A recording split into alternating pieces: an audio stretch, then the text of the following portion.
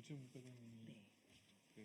제가 이제 말씀드리고 그다음에 소개하시면 제가 이제 하고 하시고 그다음에 기자회견은 기자회견은 권희숙 지부장님께서 낭독하시는 걸로. 네. 시간 좀 있다가.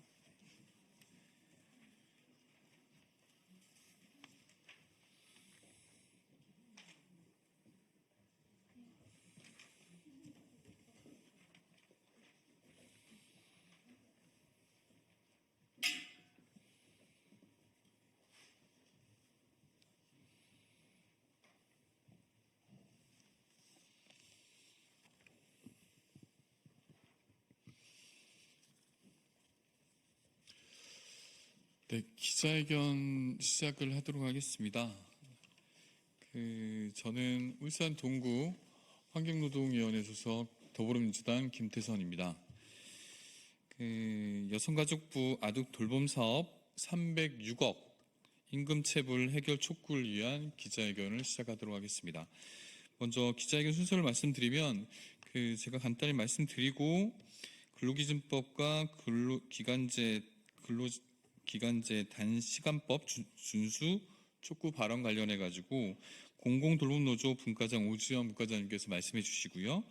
그리고 기자회견문은 권희숙 경기과천 지부장님께서 낭독해 주시겠습니다. 그리고 여기 오신 분들 간단하게 성함만 좀 말씀 좀 드리겠습니다. 전국의 아이 돌보미 노동자분들이시고요.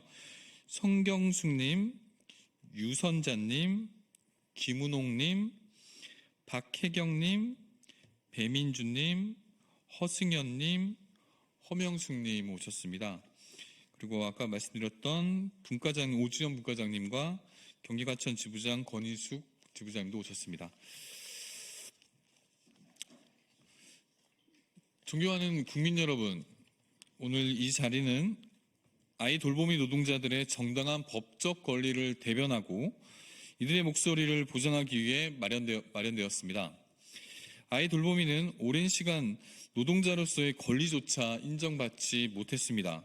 오랜 투쟁 끝에 2019년이 되어서야 근로기준법상 권리를 인정받았고 작년에야 비로소 법적인 노동자로 인정받았습니다. 하지만 여전히 법과 제도는 이들의 권리를 충분히 보호하고 있지 못하고 있습니다. 아이 돌보미 노동자들은 하루에도 수차례 여러 가정을 오가며 일하고 있지만 이동 시간을 근로시간으로 인정받지 못하고 있습니다. 특히 소정 근로시간을 초과한 근로시간에 대해서는 시간의 수당조차 지급받지 못하고 있는 게 현실입니다. 그런데도 주무부처인 여성가족부는 노동자들에게 법적 근거를 요구하며 책임을 전가하고 있습니다. 노동에는 정당한 대가가 있어야 합니다.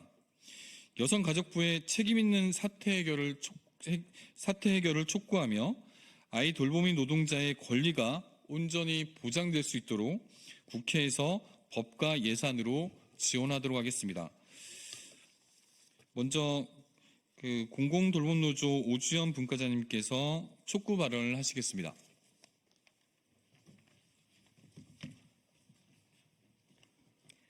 안녕하십니까.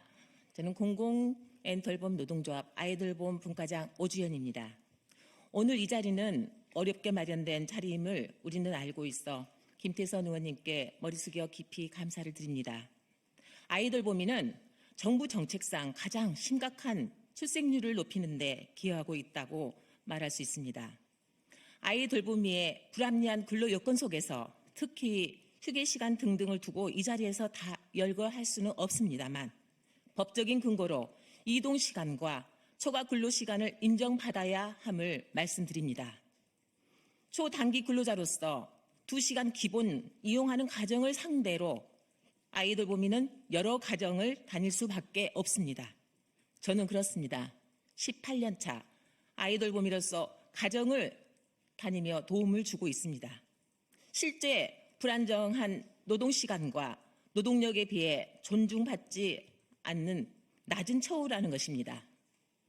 전국 2만 8천여 명의 아이 돌보미는 근로시간은 소속된 센터가 아닌 이용자 가정에서 근로를 합니다.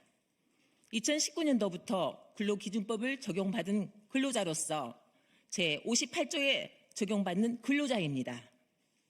근로기준법 제58조에는 소정근로시간을 초과하여 근로할 필요가 있는 경우에는 그 업무의 수행에 통상 필요한 시간을 근로한 것으로 본다고 하였습니다.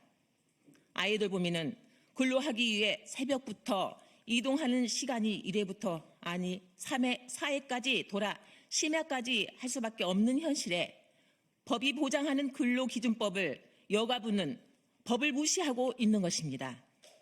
이용자 가정 간 이동시간을 근로시간으로 인정받기 위한 법적인 근거가 있기에 마땅히 지급되어야 합니다. 우리는 여가부와 소통해서 이동시간을 인정하지 않는 것에 근로시간으로 인정받기 위한 투쟁은 시작되었습니다. 그동안 우리는 몰랐고 국회 입법조사처는 법 개정 없이도 이동시간이 근로시간에 해당할 수밖에 없다고 그 답변에 소송을 통해 개선하고자 합니다. 소정근로시간은 이용자 가정에 도착하여 돌봄 서비스를 제공하는 시간만을 근로시간으로 인정하고 있으나 돌봄 서비스 제공을 위해 이용자 가정 간의 이동시간은 반드시 필요합니다. 광주에서 일찍부터 시작하여 유사한 소송에서 일부 노동자들이 2번이나 근로자성 인정 체불임금을 지급받으며 그로 인한 열악했던 아이돌봄 처우가 30% 이상 개선됨이 증명되었습니다. 법정 승소에서 이동시간의 근로시간 인정이라는 중요한 근로조건 개선은 노동자들의 실질적인 처우 개선 및 임금 상승을 기대할 수 있겠습니다. 아이돌봄이 노동자의 권리 보호를 위한 중요한 법적 대응, 국회의원님과 함께 협력을 통해 정책 변화를 촉진하는 바입니다. 아이돌봄이는 법적 보호를 받는 노동자입니다. 감사합니다. 네, 다음으로 권희숙 경기가천 지부장님께서 기자회견문 낭독을 하시겠습니다.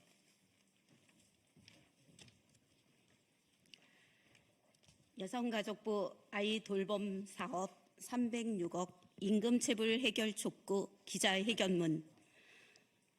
아이돌봄이는 10년이 넘게 노동자성을 인정받지 못하다가 2019년이 되어서야 일반적인 노동자로 근로기준법에 따른 주휴수당, 연차수당, 퇴직금, 시간외와 휴일 및 야간 근로수당을 지급받았고 아이돌봄이가 노동자라는 주장이 옳았다는 것을 2024년 4월경에서야 확정 판결을 받았다.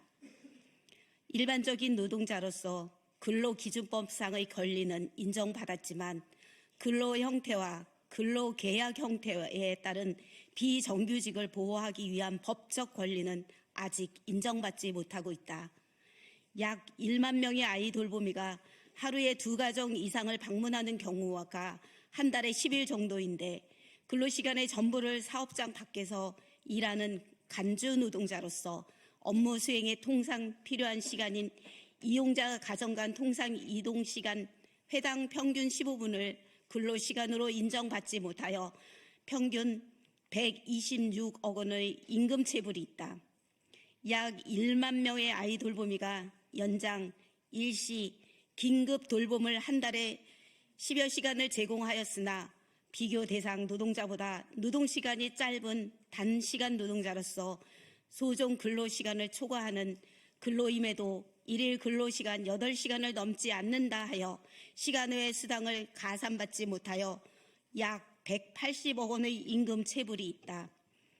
국회 입법조사처의 답변 등을 근거로 제시하며 통상 이동 간의 근로시간 인정과 8시간 미만의 시간 외근 시간의 근로분의 초과수당 지급 요구에 대해 여성가족부는 현재의 아이돌봄이 임금 지급을 위법하지 않다고 보고 있고 아이돌봄의 요구를 실현하려면 법원의 새로운 판결이 있어야 한다고 답하였다.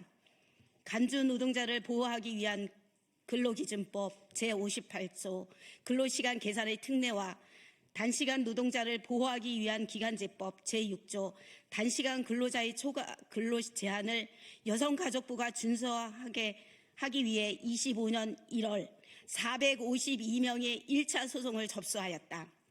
여성가족부는 속히 306억 원의 체불임금을 아이돌봄이에게 지급하고 우리의 소송의 대법원 확정 판결을 기다리지 말고 26년부터라도 아이돌봄이에게 임금 체불이 발생하지 않게 예산을 편성하고 집행하기를 촉구한다.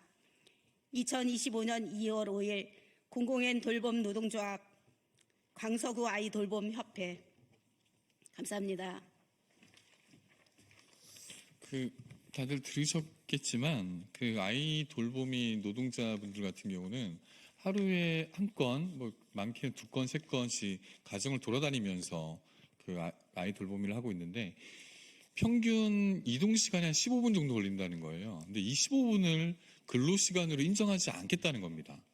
그래서 그 15분 정도, 뭐 1시간도 아니고 2시간도 아니고 평균 15분 정도를 인정해 달라고 지금 얘기를 하시는 겁니다.